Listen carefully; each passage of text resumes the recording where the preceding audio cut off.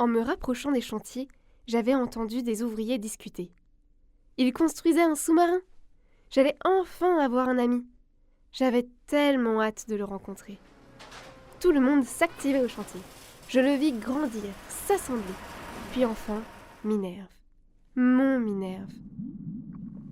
Pourtant, je ne lui suffisais pas. C'était un aventurier dans l'âme. Il avait besoin de plus.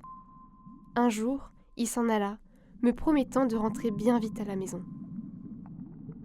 J'attendais, impatiente de le serrer dans mes bras et qu'il me raconte tout son périple. Mais ce ne fut possible. Englouti par une mer lointaine, il n'est jamais revenu.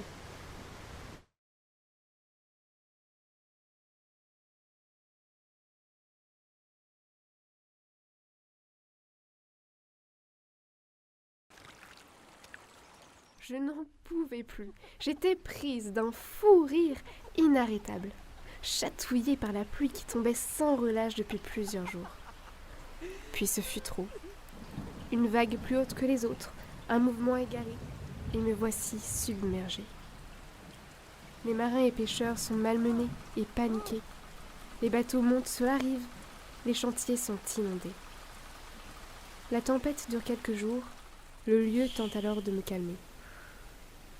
Les bateaux colorés n'eurent plus jamais l'envie de naviguer avec moi, me reprochant ma maladresse.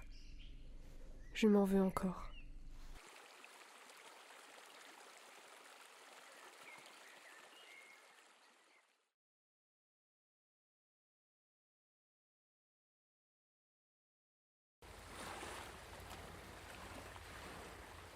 Décidément, les humains me surprendront toujours.